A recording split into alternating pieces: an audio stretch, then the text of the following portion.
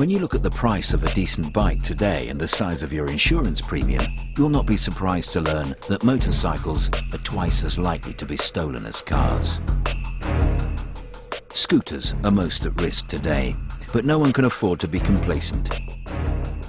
Organised groups can and do target any make or model of bike.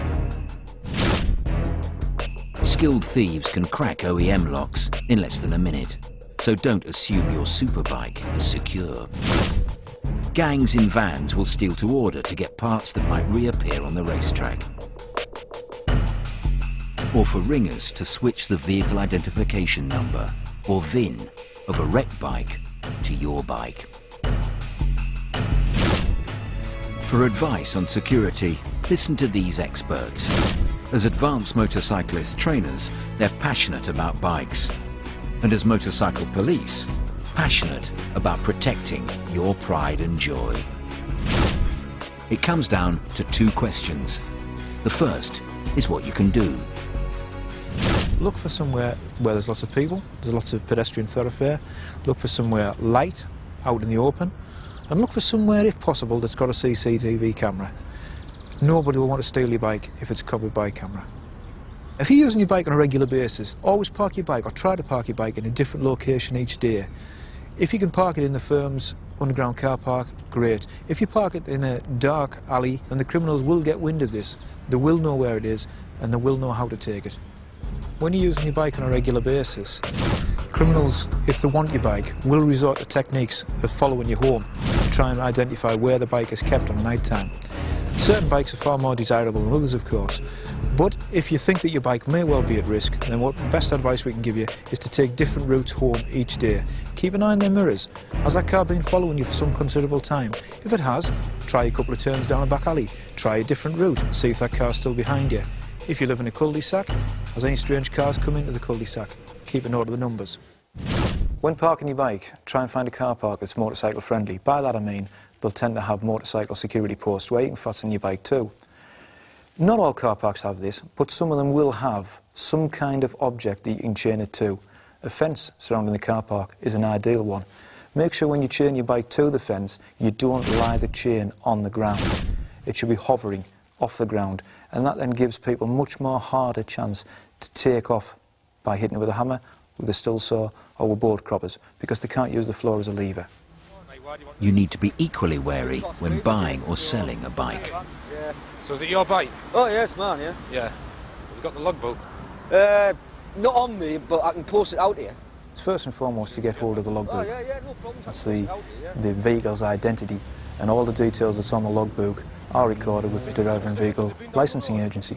Recently the DVLA brought out a new database which enables you to voluntarily register your off-road competition type motorcycle. So there will be a record of that vehicle. So how much you want for it? About 3-2. What'll you take cash? Once you've got hold of the logbook, the main thing to do then is to check that all the details on the logbook are correct with the bike. Missing some stickers, has it been down the road? I.e. it's the right model, it's the right registration number, the vehicle identification number, the VIN number, which is on the logbook, together with the engine number, which is also recorded on the logbook. They match with the bike. Most bikes have a vehicle identification number on the right-hand side of the headstock, and the engine number is on the right-hand side of the engine. If you are going to give them a test ride, which is something I would advise against, but if you choose to go down that road, make sure you get something off them. The money for the bike will be the perfect foil. You can definitely get the logbook. Oh yeah, I'll post it out, first thing. What you don't want to do is to accept the bike that he's turned up on, because that in turn could be stolen. Tax and MOT'd? Well, it is taxed, but I haven't got it on at the moment. I said, it got nicked a while ago. Yeah, and I just got it back out and I haven't bothered putting it back on. The second question is what devices can you fit to prevent your bike being stolen? No single precaution offers complete protection. It's the combination of what you fit to your bike and what you fix your bike to. Most motorcycle thefts take place from the owner's home. On the outside of the garage door, we've got one central lock which links into this part here. From that lock is two bars that go up, and there's a pin there, and they actually go into a locking part there. There's a metal plate actually protects the pin, but unfortunately this bit across the top is wood. So a screwdriver or a chisel will be able to come in from the outside and hit the angled piece on here because it comes from the door up over at 45 degrees. If you've got a door leading from your garage into your own home, you can actually secure the garage door from the inside by putting padlocks at the bottom of the door and again perhaps at the sides or the top. But to make sure it never gets off the ground, you need to fix your bike with something physical. The first thing to consider doing is actually putting a ground anchor onto the floor. We do it by drilling the floor out and putting roll bolts actually into the floor. How do you put your bike into the ground anchor? Some people would actually secure it by locking the back wheel into the ground anchor. The back wheel is something that can actually be removed on the bike, so we would always recommend that you actually secure the frame. And the swing arm on the frame, which is down here, has actually got a hole through it on this bike.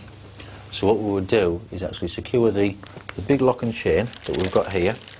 That would go through the hole in the swing arm, through the ground anchor on the floor, and then that would secure the frame of the bike.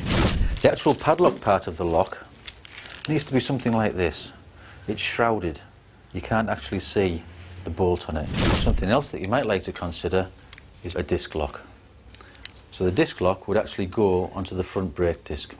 It's nice and bright as well, colour-wise, so you can't forget that you've actually got it on and try and ride away with it on.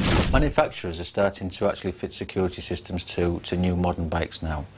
This particular bike that we've got here has got its own HIS system, which is a Honda Ignition Security System. The vehicle will not start without the key. That key's got a chip built into it. Smart Water is a unique liquid that's actually painted onto the bike in different places, and it's got its own identifying features within that liquid. If you haven't bought a brand new bike that's got this fitted as standard, that doesn't stop you going away and getting things fitted of your own accord. One of the things that you can look at doing is getting a decent alarm and immobiliser system.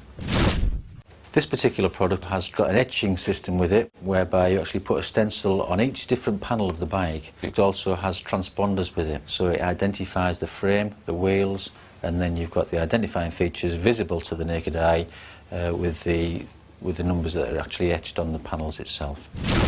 With such a range of devices available, how do you choose?